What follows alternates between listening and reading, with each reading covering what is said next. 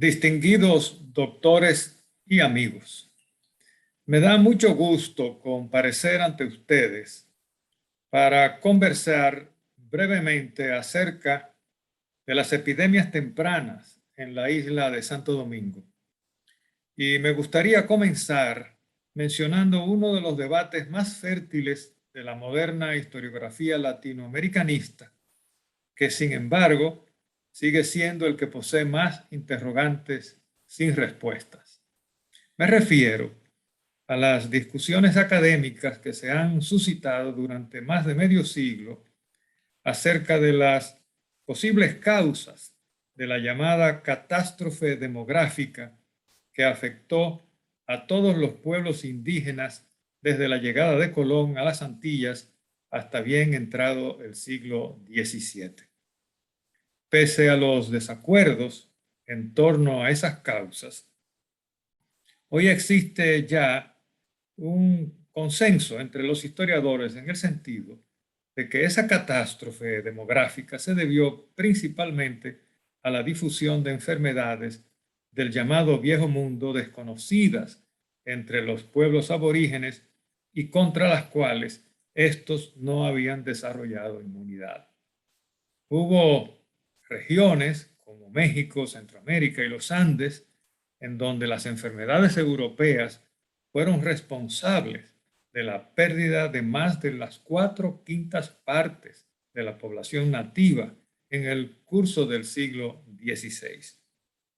En la planicie central de México, por ejemplo, de una población calculada en 25 millones en 1520, apenas quedaban 2 millones a finales del siglo XVI. En Centroamérica, de una población aproximada de 2 millones, cuando llegó Balboa a Panamá, quedó un residuo demográfico de apenas unos pocos cientos de miles después de las grandes epidemias de aquel siglo. De esas epidemias se conservan numerosos testimonios y hasta grabados y pinturas realizadas tanto por españoles como por indígenas, que retratan las penalidades de los indios ante la intensa mortalidad que diezmaba numerosas comunidades autóctonas.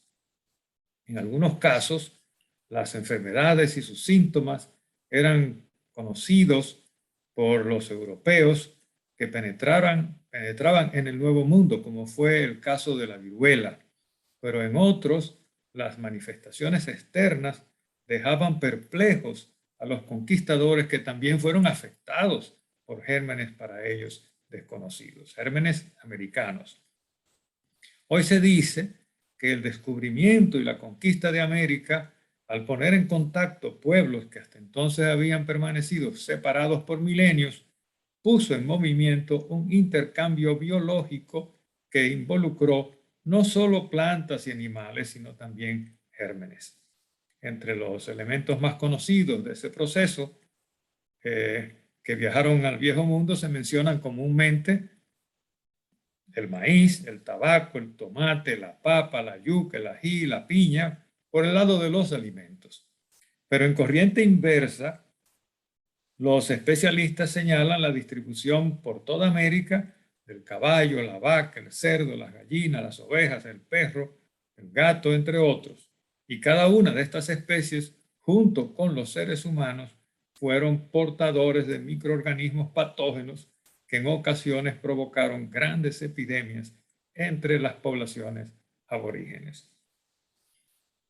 Hubo también enfermedades americanas que produjeron grandes epidemias en Europa, como saben ustedes que fue el caso de la sífilis. Otras dolencias europeas, como ocurrió con la tuberculosis y la malaria, se hicieron endémicas en muchas partes de América.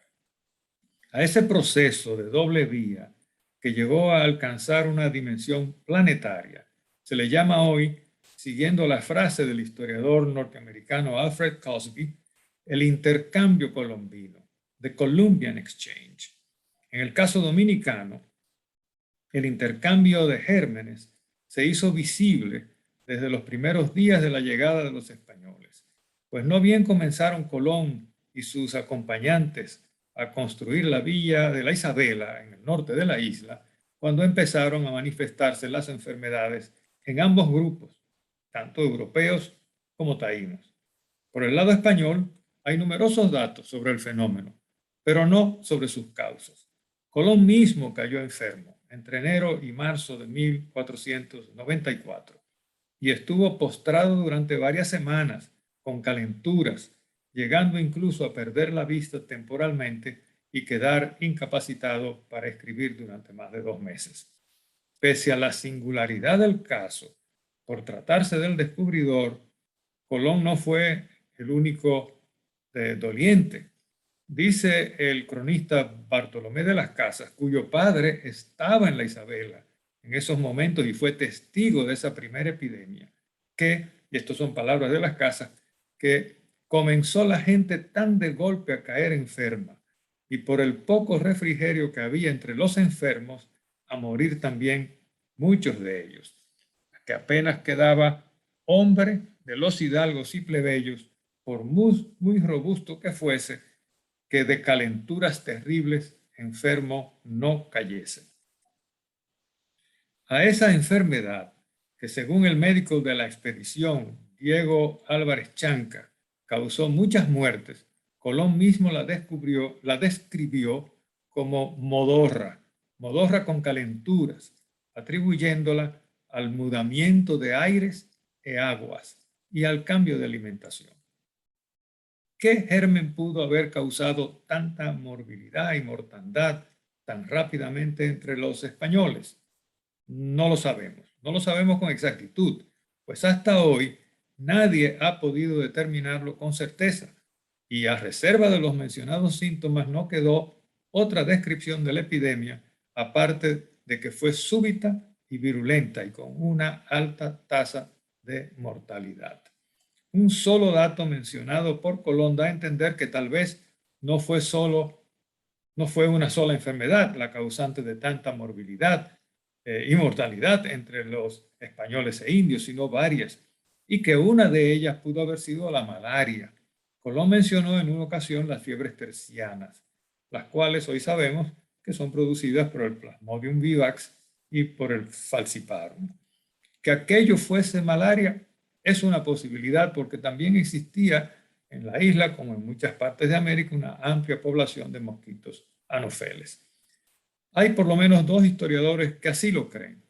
Timothy Winegard, que lo dice en su obra The Mosquito, y J.R. McNeill, que lo dice en su obra Mosquito Empires.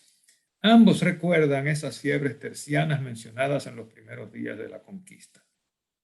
Winegard va más lejos, sugiriendo que la malaria pudo haber sido importada por uno o varios de los hombres a quienes Colón había dejado el año anterior en el fuerte de la Navidad, pues según le informó el cacique Guacanagarix al almirante, cuando se pusieron en contacto en la llegada del segundo viaje, algunos de los españoles de la Navidad murieron dolientes, esto es, de enfermedad, no fueron muertos por los indios.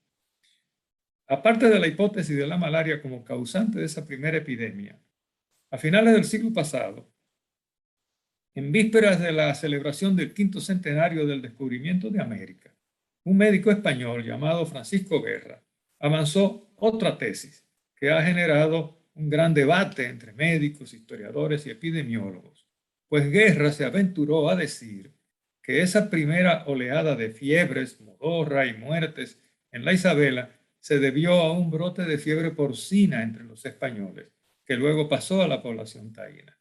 Sin mayores pruebas, Guerra atribuyó el origen de la enfermedad a que Colón había comprado 8 cerdos en la isla Gomera, Islas Canarias, antes de cruzar el Atlántico y según su especulación, esos animales eran o debieron ser portadores del virus que enfermó a Colón y sus acompañantes una vez llegaron a la isla española.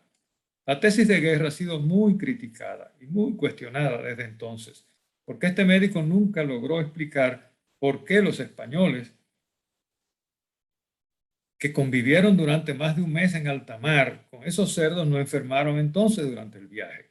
Además de que nadie reportó ni Guerra pudo probar que esos animales estuvieran enfermos o que fuesen portadores del virus. Sin embargo, la tesis de Guerra se abrió paso entre algunas personas interesadas en demostrar que la mortandad masiva de los indios, que también empezó a manifestarse en aquellos mismos días en la Isabela, se debió más a las enfermedades que a los maltratos de los conquistadores, como argumentaron algunos testigos y cronistas en aquella época. Bueno, cualquiera que hubiese sido el patógeno responsable de la primera epidemia registrada en el Nuevo Mundo en los primeros meses del año 1494, lo cierto es que fue muy letal y que ambos grupos, indios y españoles, morían a consecuencia de ello en forma masiva. Esto puede apreciarse en el hecho de que la población española se mantuvo disminuyendo sostenidamente en los años siguientes, a pesar de estar recibiendo contingentes frescos de trabajadores con cada flotilla que venía de Sevilla. Por ello, de los más de 3.000 españoles llegados a esta isla entre 1493 y 1500, solamente quedaban en este último año, 1500, cuando llegó Francisco de Bobadilla a la isla, solamente quedaban 360 individuos, que es alrededor de 3.600, de un 10% de la cifra total. Otros historiadores han especulado sobre las causas de esta primera epidemia. Por ejemplo, el geógrafo norteamericano de la Universidad de California, Carl Sauer, en una ocasión lanzó la hipótesis de que aquello debió ser un brote de gripe o influenza, aunque no sabemos si de origen americano. De haber tenido un origen americano, tal vez por eso fue tan virulenta entre los españoles.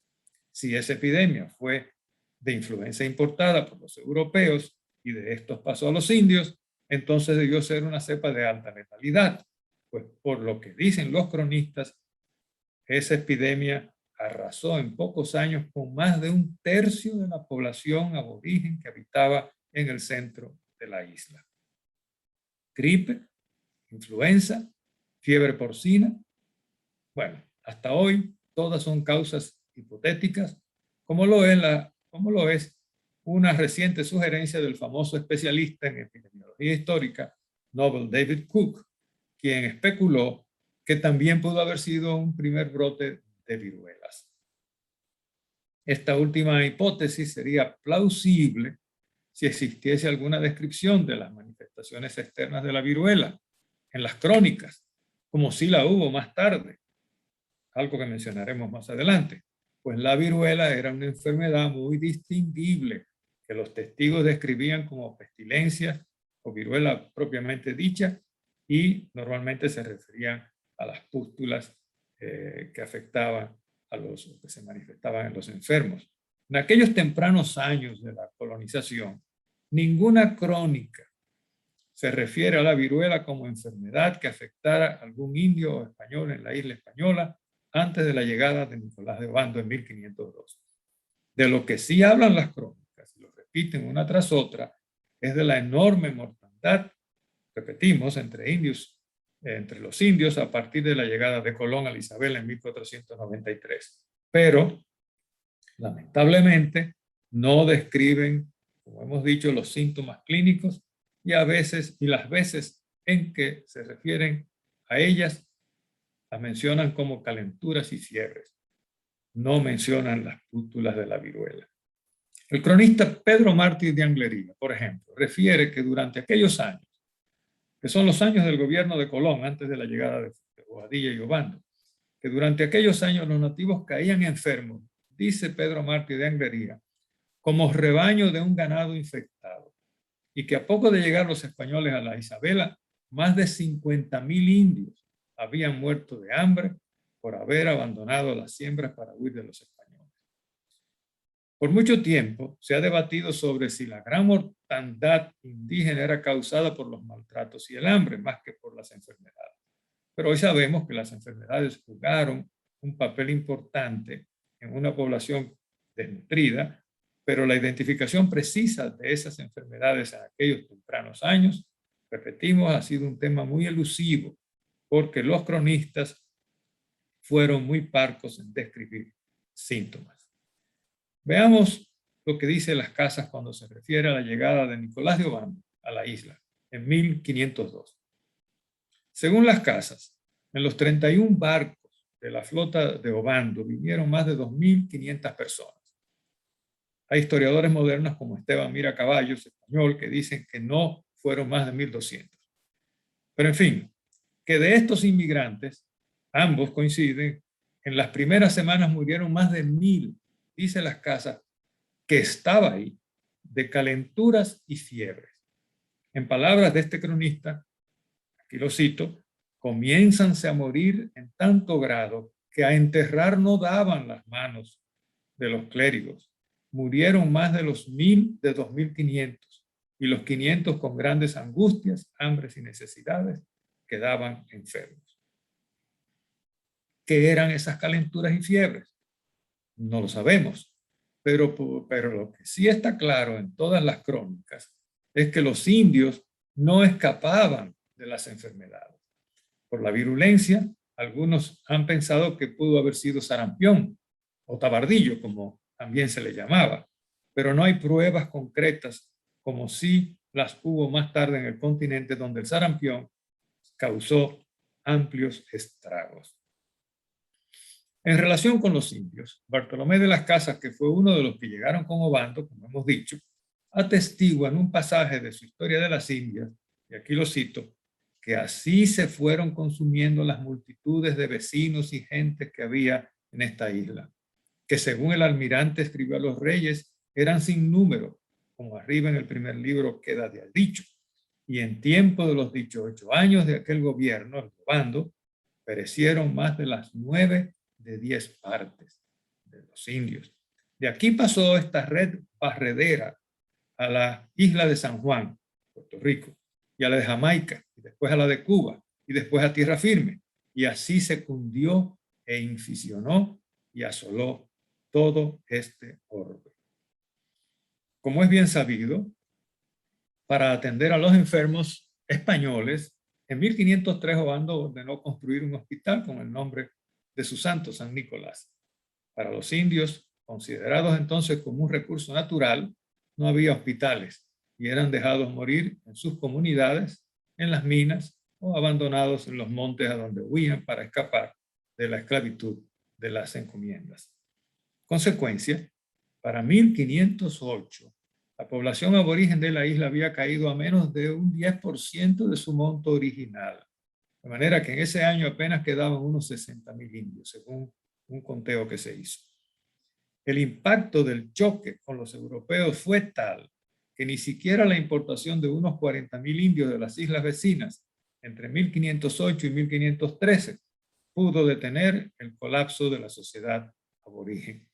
En 1509, un nuevo censo arrojó la cifra de 40.000 individuos y en 1510 otro conteo registró 33.523 indios en toda la isla.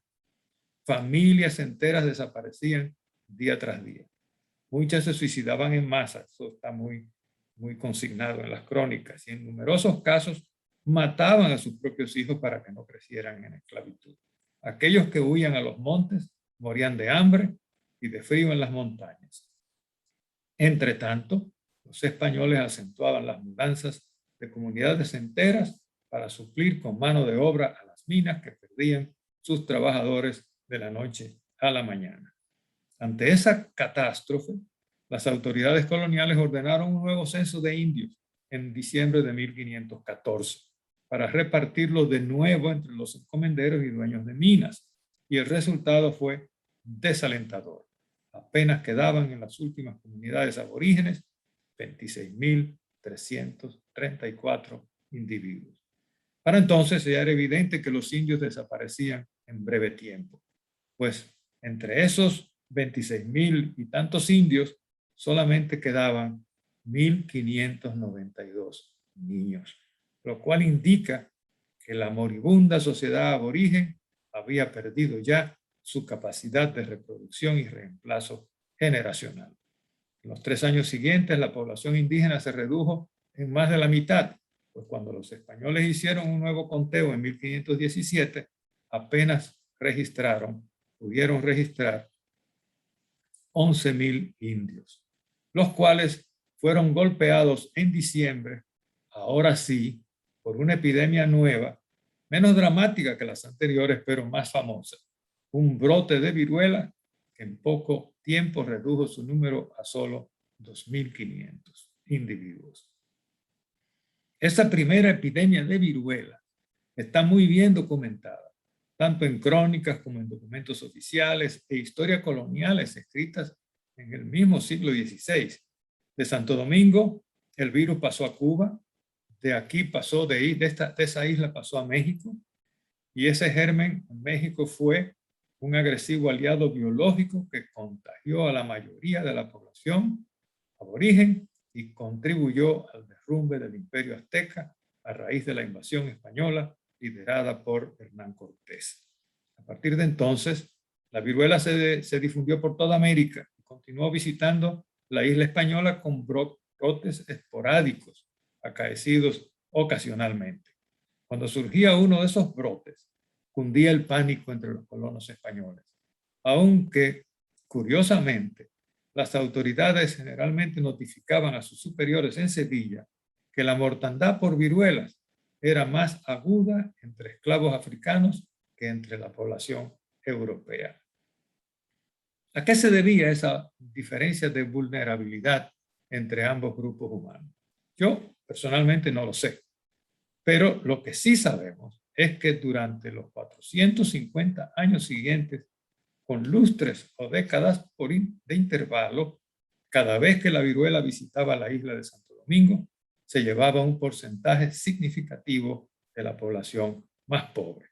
En 1587 y años siguientes, por ejemplo, el gobernador de la isla comunicó a la corona que hubo un brote de esa enfermedad, una pestilencia, decía, que le costó la vida a más de la mitad de los esclavos africanos que había.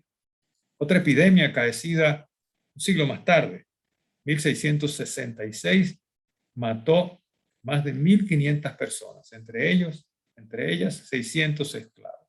20 años más tarde, en 1686, hubo otro brote que obligó a las autoridades a mover parte de la población de la ciudad de Santo Domingo a unos cerros en las afueras de la ciudad, de las murallas, dando origen al poblado de San Carlos. Muchas de las víctimas de este brote fueron inmigrantes recién llegados de las Islas Canarias. Aparte de las viruelas, la población colonial padecía de las enfermedades comunes de entonces: gripe, sarampión, sífilis, tuberculosis, las cuales debieron ser muy comunes porque la población apenas tenía una expectativa de vida cercana a los 40 años. Como pediatras, ustedes querrán saber cómo afectaban las enfermedades a la población infantil. ¿No es así? Bueno, para explicarlo, debemos echar mano a ciertos indicadores indirectos que existen, indirectos, pero de notable claridad. Uno de ellos es el censo de población realizado por el gobernador Antonio de Osorio en 1606. Y los otros indicadores residen en los libros de bautismo de la Catedral de Santo Domingo, particularmente aquellos de los últimos años del siglo XVI y los primeros del XVII. ¿Qué dicen esos documentos? En primer lugar, que la ciudad de Santo Domingo era una localidad de pocas personas y poquísimos niños. Sabemos que en total el censo registró 1.304 vecinos de origen español, habitando en 10 pueblos y ciudades entre comillas. Los esclavos africanos y sus descendientes se contaron aparte y sumaron 9.648 individuos. Llama la atención que un 25% de los hogares españoles estaban encabezados por mujeres y que más de la mitad de ellas, de las mujeres jefes de familia, eran viudas. Estos datos poseen varias implicaciones demográficas en las cuales no entraremos ahora, pues lo importante para esta conversación es señalar que las mujeres constituían más del 90% de las personas que habían perdido a su pareja, porque las gentes de entonces vivían pocos años y enviudaban temprano. También señala el censo la existencia de una sociedad con pocos niños, pues entre todos los vecinos solamente 127 menos del 10% declararon tener hijos. El número de niños registrados fue de 425, que sumados a una población estimada de 3.635 adultos, arroja un total de 4.050 personas de origen español en los 10 pueblos de la lista. El bajo número de niños es un indicador de una sociedad en donde las precarias condiciones de salud conducían a una alta mortalidad infantil. Cálculos modernos indican que debido a este factor, en los primeros 70 años del siglo XVII, la población colonial creció tan lentamente que su tasa de crecimiento de 0.3%, de 0.3% al año, fue apenas suficiente para impedir que la población disminuyera hasta desaparecer por falta de reposición vegetativa. Ahora, los registros parroquiales que mencionamos hace un momento son buenos indicadores de la alta mortalidad infantil a finales del siglo XVI y a principios del siglo XVII. Pues en ellos se registran un número muy bajo de bautizos cada año. Un número significativo de esos bautizos era administrado in extremis a infantes moribundos. En los libros de bautismo de la Catedral de Santo Domingo apenas aparecen 712 bautizos celebrados entre 1590 y 1610, 20 años. En 20 años, 712 bautizos solamente. Esto es un promedio de 36 bautizos por año, lo cual es consistente con la pequeña cantidad de niños registrados en el censo de 1606 y con otras noticias existentes acerca de la alta morbilidad y mortalidad infantil en aquella época. Según los libros de bautismo de la ciudad, el promedio anual de bautismos entre 1591 y 1595 fue 33 niños. Del 96 al 1600 fueron 38. Del 1601 al 5 fue 38. Y entre 1606 y 1610, 28. Estos números nos dicen que en los años posteriores a las devastaciones de Osorio apenas se bautizaban 3 niños por mes en toda la ciudad de Santo Domingo. Cuando se analizan y cuantifican los bautismos de los 2 siglos siguientes, cuyos libros existen y hemos cuantificado, hemos contabilizado, esto es hasta 1822, libros que se conservan también en el archivo de la catedral, los datos son consistentes con los que les acabo de mencionar. Y los libros señalan, en general, una alta proporción de niños bautizados in extremis. Esto es, gravemente enfermos y en peligro de muerte. Y en este caso, también particularmente entre la población esclava, lo que también habla de una alta mortalidad infantil en ese grupo de población. ¿Cuáles eran las causas de esas altas tasas de mortalidad infantil? No sabemos, pero podríamos pensar que el tétanos pudo haber influido en la mortalidad perinatal y que el sarampión y las enfermedades gastrointestinales debieron ser decisivas en años, o pudieron ser decisivas en edades posteriores. Los bautizos de la población blanca, por su parte, permiten realizar algunas inferencias demográficas, sobre todo si se acepta el registro bautismal como una variable sustituta del acta de nacimiento de la población colonial, cosa que los demógrafos acostumbran a hacer, pues es bien sabido que en la América urbana colonial era virtualmente imposible dejar los niños sin bautizar. Así se puede observar que aun cuando el número promedio anual de bautizos mantuvo la tendencia a crecer continuamente durante todo el siglo XVIII, hubo periodos en que estos cayeron a la mitad y a veces a menos de la mitad de los periodos inmediatamente precedentes y también de los periodos posteriores. Coinciden esos periodos con épocas de epidemias que afectaban la población infantil, como por ejemplo epidemia de sarampión, de difteria, llamada garrotillo en aquella época, paludismo, viruela. No lo sabemos todavía. Este es un punto que necesita más investigaciones.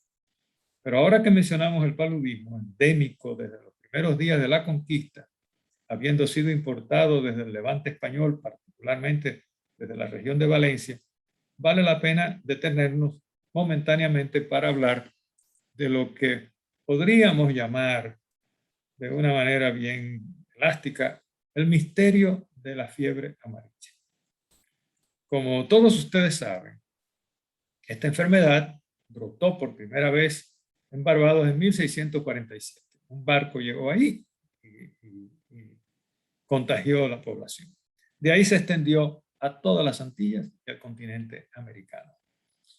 En Santo Domingo Español hay muy pocas evidencias de que la fiebre amarilla adquiriera un carácter endémico hasta que estalló la Revolución Haitiana en 1791 y la isla se vio envuelta en una larga guerra de 15 años que envolvió a decenas de miles de tropas españolas, británicas, francesas y africanas. Yo no sé si alguno de ustedes sabe que entre 1794 y 1798 hubo tropas británicas ocupando la parte suroeste de Haití que llegaron a establecer un campamento en lo que es hoy San Juan de la Maguana.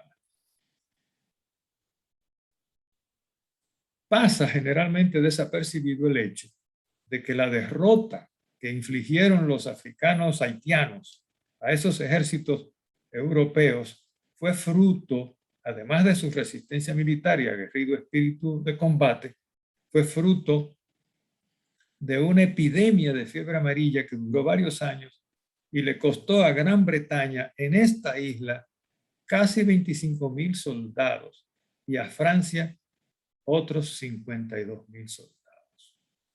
Sabemos que esa epidemia fue de fiebre amarilla porque los médicos militares franceses y británicos describieron detalladamente el fenómeno utilizando indistintamente el nombre propio de fiebre amarilla y el más coloquial de vómito negro.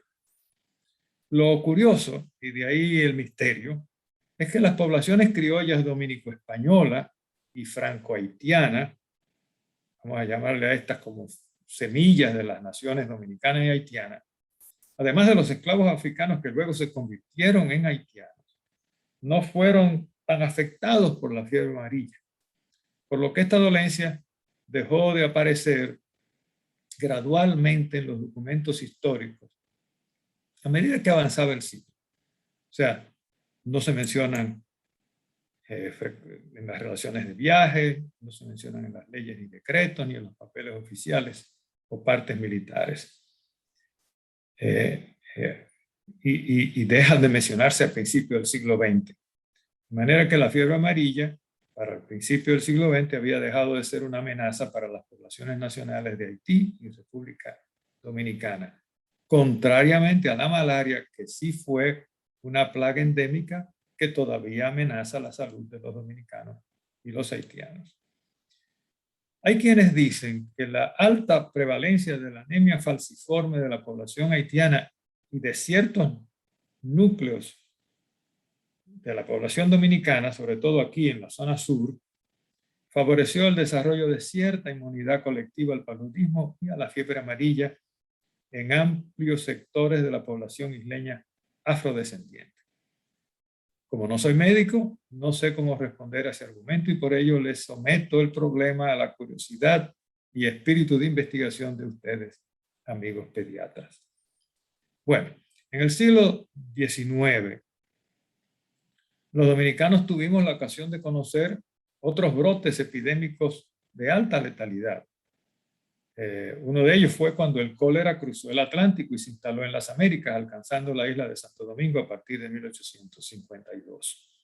Todavía no están claras las rutas del cólera para llegar a esta isla a partir de ese año, probablemente procedente de Santo Domingo o de Colombia, donde el cólera llegó temprano.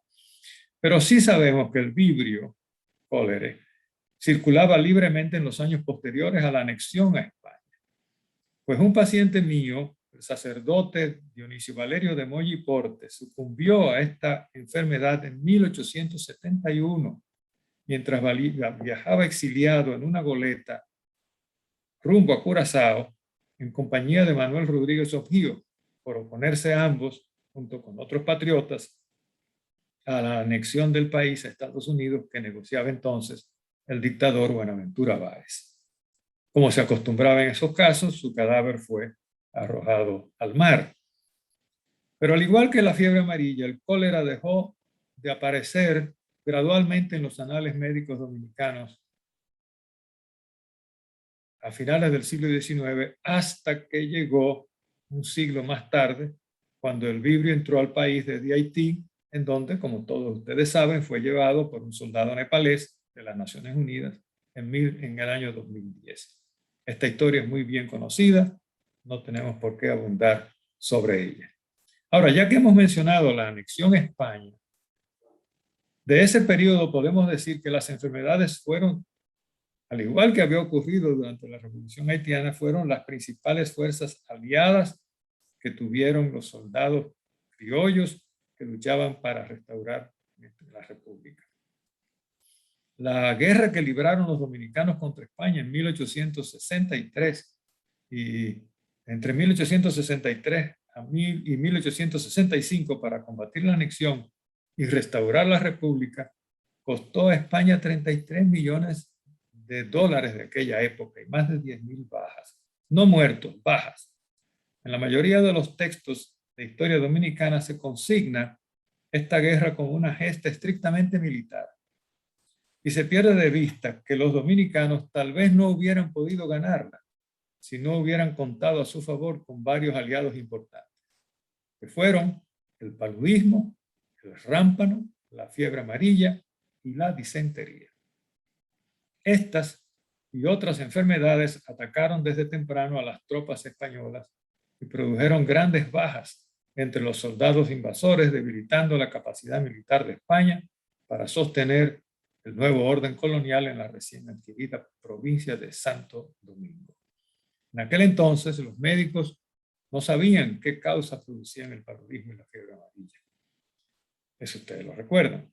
Aunque las asociaban algunos con los pantanos y lugares húmedos por las emanaciones, decían, no porque hubiese mosquitos.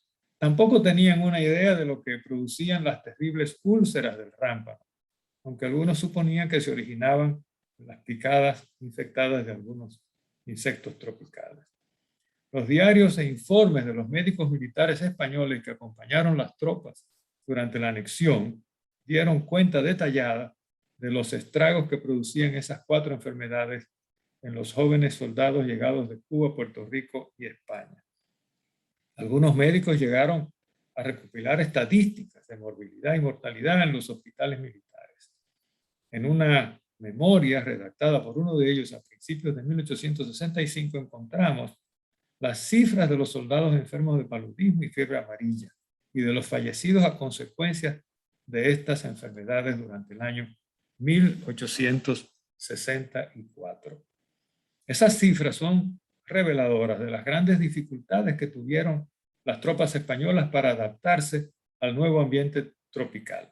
En los 12 meses del año 1864, la fiebre amarilla atacó a 1.684 soldados españoles y les produjo la muerte a 648 de ellos en los hospitales militares. La fiebre amarilla entonces tenía una tasa de letalidad bastante elevada. En el Hospital Militar Español de Santo Domingo, los médicos calcularon que por cada 100 soldados que enfermaban de fiebre amarilla, 39 morían sin remedio.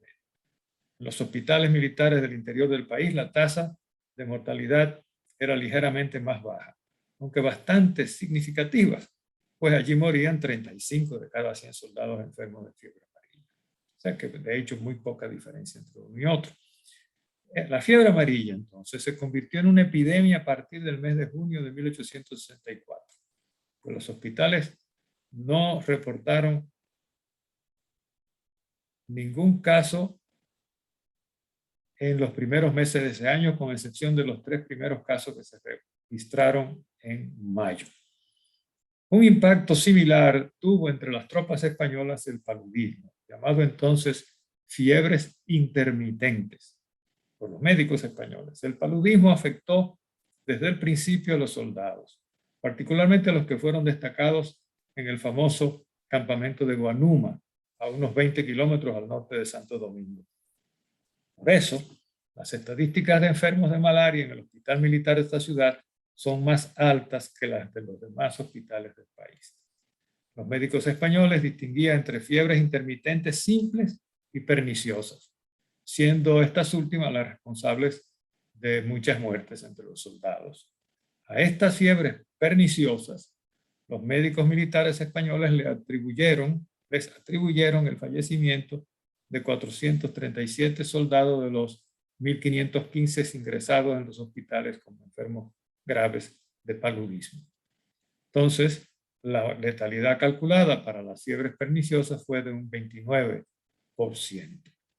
Fuera de esos 1.515 casos de paludismo severo, durante el año 1864 los hospitales militares registraron otros 26.069 casos de fiebres intermitentes simples que afectaron seriamente la capacidad de combate de las tropas españolas. La disentería, por su parte, también fue responsable de numerosas bajas. En 1864 los hospitales tuvieron que dar tratamiento a 8.698 casos de disentería, que produjeron 556 muertes. Como se ve, en un solo año, estas tres enfermedades mataron a por lo menos 1.615 soldados españoles e inmovilizaron temporalmente a 36.866, impidiéndoles combatir o desempeñar cabalmente sus funciones militares. La alianza de las enfermedades con el ejército restaurador fue un factor de tanta importancia para la victoria como la organización de las tropas dominicanas en guerrillas, según la estrategia diseñada por Ramón Mella, el ministro de Guerra del gobierno restaurador. Bueno, queridos amigos, ojalá tuviéramos tiempo para continuar hablando de las enfermedades endémicas y epidémicas que han tenido importancia en la isla de Santo Domingo. Las endémicas, como fue el caso de la tuberculosis, o el de la sífilis, de la gonorrea, la filariasis, la uncinariasis, que ya se ha olvidado, y otras parasitosis que debilitaban persistentemente a la población dominicana y haitiana, y que fueron altamente prevalentes hasta la segunda mitad del siglo XX. De la gran epidemia de influenza del 1918 no hablaremos en esta ocasión porque de ella se ha escrito tanto en este último año que todos estamos debidamente informados. Tampoco hablaremos de los brotes de polio en los años 50 del siglo pasado, ni de la gripe rompehuesos de la década de los 60 y 70, ni del retorno del dengue a las Antillas y a esta isla entre 1980 y 1981, ni de las más recientes oleadas de chikungunya y Zika, enfermedades todas estas que ustedes conocen bien porque las han vivido y las han manejado en su ejercicio profesional.